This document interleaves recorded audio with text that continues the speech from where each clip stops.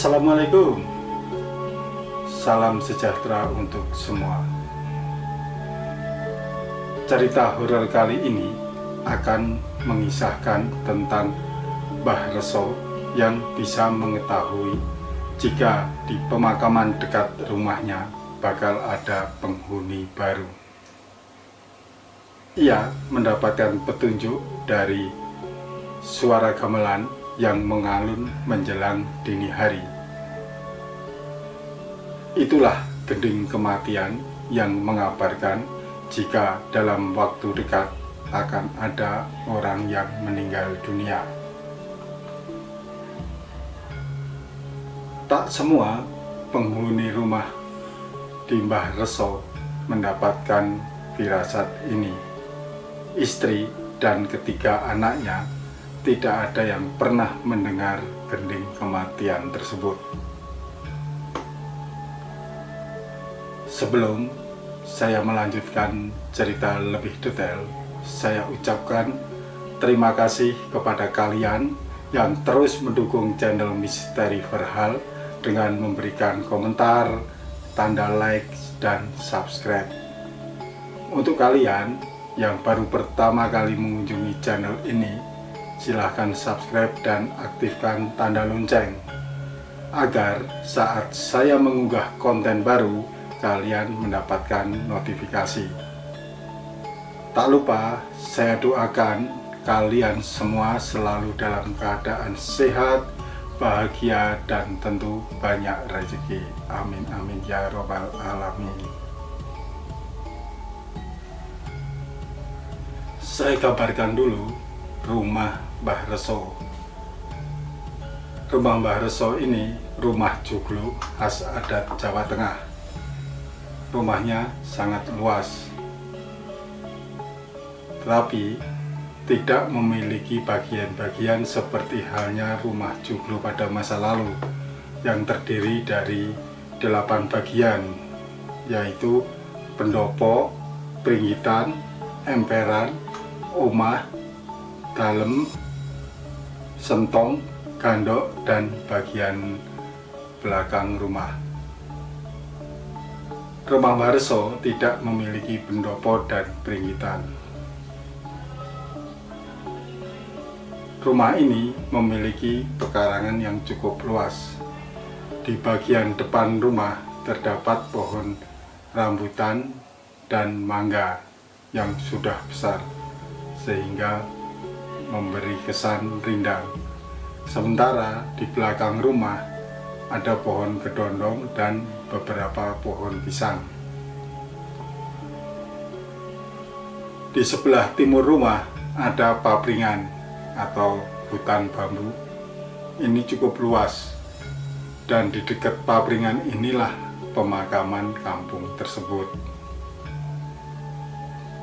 Di papringan ini Mbah Reso menanam bambu, dari bambu biasa sampai bambu petung.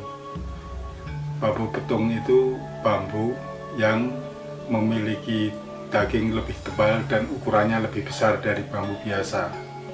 Di Jawa biasa dipakai untuk bikin reng atau usuk sebuah bangunan.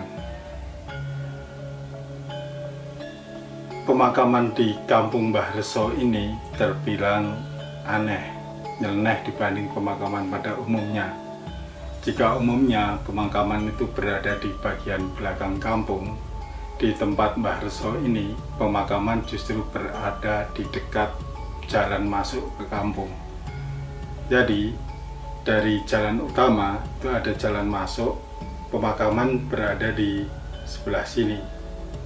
Orang yang mau masuk ke kampung bisa berjalan lurus, sementara kalau ke arah makam orang harus belok ke utara. Nah, di sini ada pemakaman, disinilah rumah Mbah Reso, dan di sini ada jalan tembus ke kampung juga. Tapi sebagian penduduk memilih jalan yang lurus dibanding harus melewati pemakaman tua ini.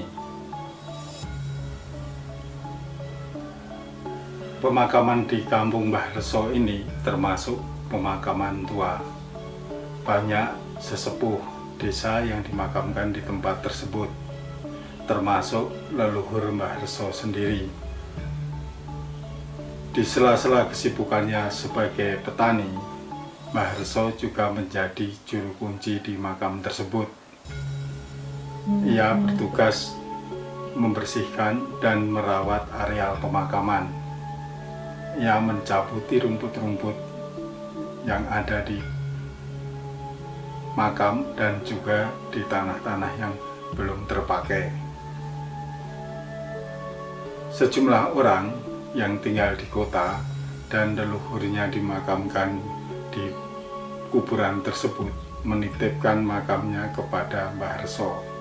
Ia minta Mbah Reso merawat makam-makam itu, membersihkan agar tampak rapi.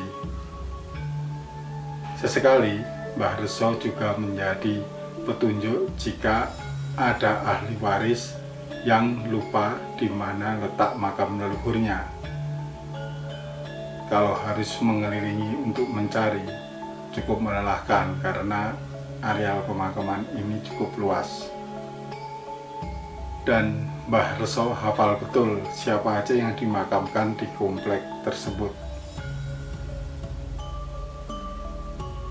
Sebagai juru kunci, Mbah Reso ini juga merangkap menjadi penggali liang kubur. Ia memiliki tim yang berjumlah 5 orang, termasuk dirinya. Tidak ada anaknya Mbah Reso yang mau meneruskan profesi tersebut. Sebagai penggali kubur, Mbah Reso juga menyiapkan bambu yang dipakai untuk pemakaman. Jadi bambu itu akan ditempatkan miring 45 derajat di atas jenazah sebelum jenazah tersebut ditimbun dengan tanah. Wanto, salah seorang penggali kubur, heran dengan kejelian atau ketitisan Mbah Reso. Setiap kali ada orang akan meninggal dunia, Mbah Reso sudah menebang bambu dan menyiapkan potongan-potongan bambu untuk keperluan pemakaman. Jika Mbah Reso sudah mulai menebang bambu, anggota tim sudah siap jika sewaktu-waktu diminta untuk menggali kubur.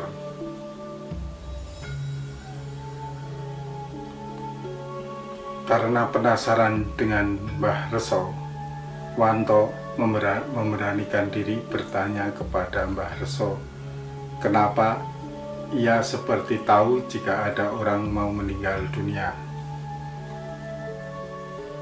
Mbah, jenengan kok sepertinya tahu kalau ada orang wafat, apa dapat firasat? Tanya Wanto di sela-sela istirahat menggali liang kubur. Mbah Reso menjelaskan, selama hampir 40 tahun menjadi juru kunci, baru sekitar 5 tahun belakangan ini ia mendapat firasat jika akan ada orang meninggal dunia. Firasat itu berupa alunan gending Jawa yang datang dari area pemakaman pada dini hari. Tak satu pun anggota keluarga, istri dan anaknya yang mendengar gending-gending tersebut. Hanya Mbah Reso sendiri yang tahu. Jika ia sudah mendengar gending itu, tak lama lagi, bisa dalam hitungan jam atau sehari, 2 hari, sampai 3 hari, pasti ada orang yang meninggal dunia. Awalnya, Mbah Reso juga tidak tahu jika alunan gending Jawa itu firasat jika akan ada orang meninggal dunia. Ia ingat pertama kali mendengar gamelan dari arah pemakaman itu terjadi pada Jumat Pon sekitar jam 2 dini hari. Ketika itu, ia sedang ke belakang rumah, ke kamar mandi. Pagi hari, Mbah Reso bertanya kepada istri dan anak-anaknya, siapa yang punya hajat. Sampai dini hari masih ada sinden yang menyanyi. Istri dan anaknya mengatakan jika tidak ada hajatan di kampung Mbah Reso maupun di kampung sebelah. Justru mereka menduga Mbah Reso yang mengalami halusinasi, mengada-ada karena tak satu pun angka lain yang mendengar suara gamelan itu. Mbah Reso tetap yakin jika ia mendengar suara gamelan itu. Tapi ia tak mau lagi bercerita kepada orang lain. Khawatir ia dianggap hanya halusinasi atau mengada-ada. Ia simpan cerita itu sampai suatu ketika kembali ia mendengar gamelan yang mengalun dari arah pemakaman. Gamelan itu muncul menjelang subuh. Ia tak ingat hari apa suara gamelan itu datang untuk kedua kalinya. Dan ia pun tak mau bercerita lagi. Sampai sekitar jam 8 dini hari, ada pengumuman yang diumumkan dari tua masjid jika ada salah satu warga di kampung yang meninggal dunia dan akan dimakamkan sore hari. Mbah Reso segera bergegas menebang pohon bambu, memotong-motongnya, dan menghubungi seluruh anggota tim untuk segera menggali kubur. Setelah sekian lama tak mendengar lagi suara gamelan dari arah pemakaman, tiba-tiba malam itu Mbah Reso kembali mendengar gending mistis. Dan benar, sehari kemudian ada pengumuman jika ada salah satu warga yang merantau di kota meninggal dunia dan jenazahnya akan dimakamkan di kampung tersebut. Setelah berkali-kali mendengar suara gamelan yang diikuti dengan adanya orang meninggal, Mbah Reso yakin jika suara gamelan dari arah pemakaman itu adalah pertanda atau firasat jika dalam waktu dekat akan ada penghuni baru di kuburan tersebut. Siapa yang meninggal, Mbah Reso tidak pernah tahu. Yang ia tahu hanyalah bahwa akan ada orang dimakamkan di kuburan tersebut dan ia harus menyiapkan upo rampenya, dalam arti peralatan dan juga penggalian kuburnya. Suara gamelan itu terdengar amat pelan dari arah pemakaman. Mbah Reso tak hafal jenis gending yang mengalun itu, tapi suara gending itu tak selalu sama, kadang berbeda antara hari tertentu dengan hari yang lain.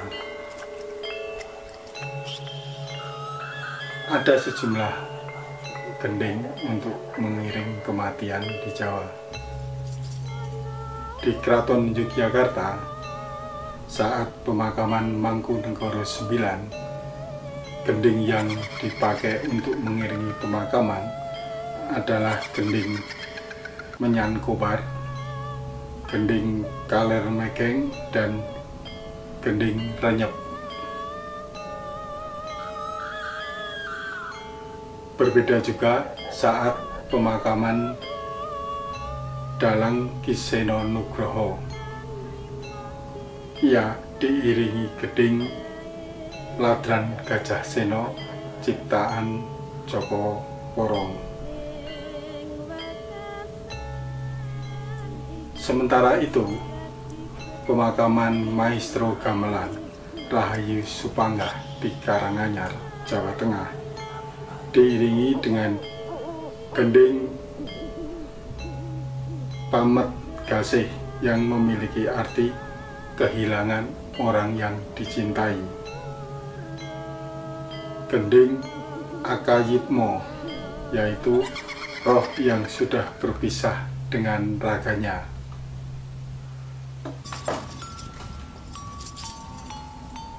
Gending Mijel Artri, yaitu doa tengah malam, serta Sinom Logunggong. Mbah Reso tak hafal dengan berbagai jenis gending itu. Yang ia tahu, suara gamelan itu mengalun pelan dari arah pemakaman menjelang kematian seseorang. Ini menjadi pertanda agar ia menyiapkan peralatan, perlengkapan, serta penggalian kubur.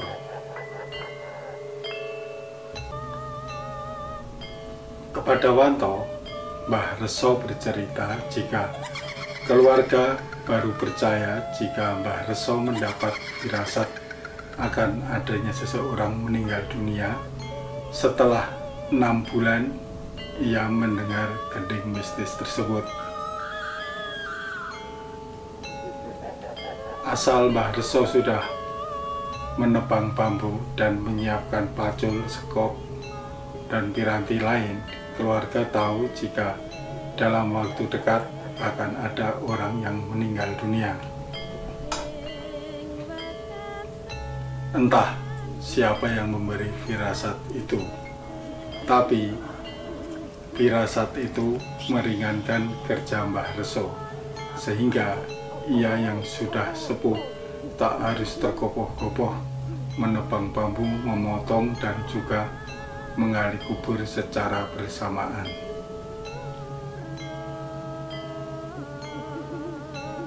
Demikianlah kisah Mbah Reso, juri kunci makam yang mendapatkan firasat jika ada seseorang yang akan dikuburkan di pemakaman tersebut.